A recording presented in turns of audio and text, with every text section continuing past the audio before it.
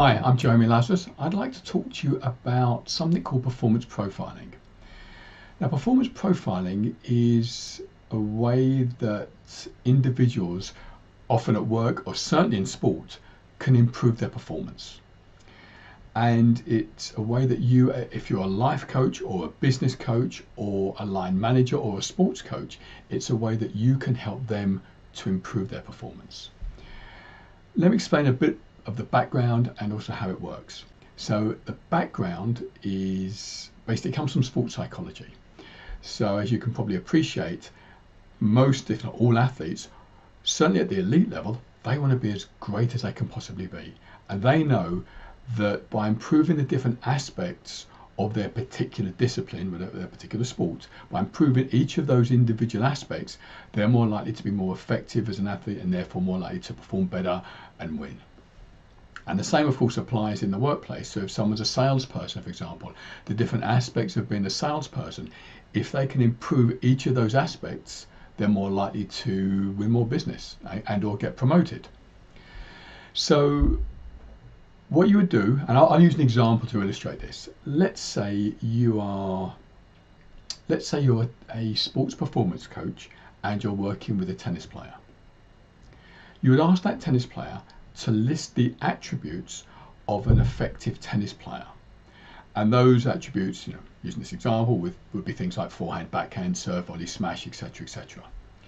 And you would ask the athlete to score him or herself out of 10 against each of those individual attributes. So if where 10 is really great and 0 is not very good at all. So if they think they've got a very good forehand, for example, they may score themselves 8, 9 or even 10. If they think their volleys are pretty useless, then they may be scoring 1s, 2s or 3s.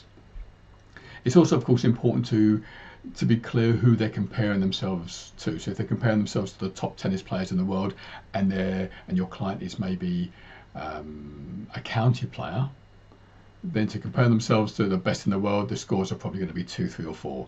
So you want to make sure the comparative or the comparator is someone who is at a broadly similar level to that which the athlete is actually playing at that particular point in their career. So there they are. They've listed the attributes. They've done the scores out of 10.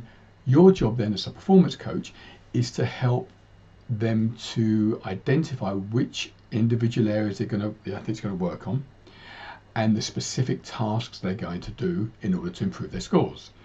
And every few sessions you can sort of reevaluate, and if someone was, let's say, 3 out of 10 and they can see themselves as a 5 out of 10, then they can feel good about that and they'll probably feel motivated to continue improving and working at it because they can actually see or experience some kind of improvement. So let's take this a stage further. Let's say it's not just you and the tennis player. Let's say it's you, the tennis player, and the actual tennis coach. How can you work with performance profiling when there's 3 of you?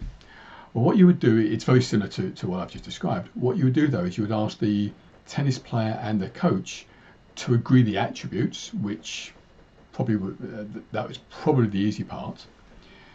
Then you would get them to independently score the tennis player. So the tennis player would self-score as they've done before. The tennis coach would also do it. And then once they've both done it, there are 2 conversations to have. Firstly, you'd compare the scores, or you'd get them to compare the scores. If there are differences, and there normally will be, if there are differences, why are there differences? Why are there differences in perception? And what can they do about that? And secondly, given whatever the agreed score is, what actions are they going to take? What is the tennis player going to work on? How is the tennis coach going to help them? And of course, if there's a mental aspect or a psychological aspect, then you as a sports performance coach could be involved as well. So that's it from if you like a sporting context. You can obviously extend this to the workplace, where if you're a business coach, for example, or an executive coach, you could and let's say you're coaching a salesperson, you could ask the salesperson what the attributes of an effective salesperson, get them to self-score and coach them around improving it. If the line manager is involved, then you get the line manager to score the salesperson as well. and look at the comparisons, and then have a three-way conversation, or get certainly the two of them to work together to increase or improve the score. As well as doing this with athletes and individual people in the workplace, you can of course do it with groups or teams. So what are the attributes of an effective team? Whether it's a workplace team or a sports team. You could even, if you wanted to, subdivide some of these attributes. So going back to, let's say, the tennis player, let's say that their backhand was 4 out of 10 and they wanted to improve it. You could subdivide the different attributes of an effective backhand. So it could be things like, feet movement, balance, the grip on the racket, the taking the racket back, the follow through, etc. So you can work on you can subdivide it and work on the different attributes. Similarly, and I've done this with teams. Let's say you do the performance profiling for a team, and let's say one of the key attributes is communication, and they scored themselves, let's say, 6 out of 10. Well, you could subdivide communication into its different components and work on each of those. So you can take, it's a really useful tool. It helps to measure performance. It helps bring some objectivity. So instead of someone saying, oh, I've got a lousy backhand, or our team doesn't communicate very well, you actually put some numbers on it, you score it, and then you can track and measure progress. So that's about it. I hope you found this useful. If you do have any questions, please drop me an email. My contact details are at the end of the video or below.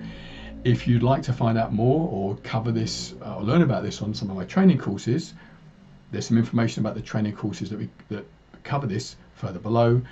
If you've liked this video, please feel free to share it and let other people know about it.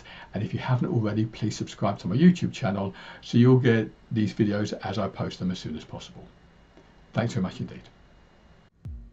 If you'd like to find out more about this, then click on the link that you'll find in the description below this video. If you'd like to hear about my new videos as soon as they're released, then click on the subscribe button. And I'd really appreciate it if you would click the like button so that it would be easier for others to find the information too. And of course, click on the share button so that your friends on social media can watch this video. Finally, if you have any questions about anything whatsoever related to this video, please contact me. Thanks very much indeed.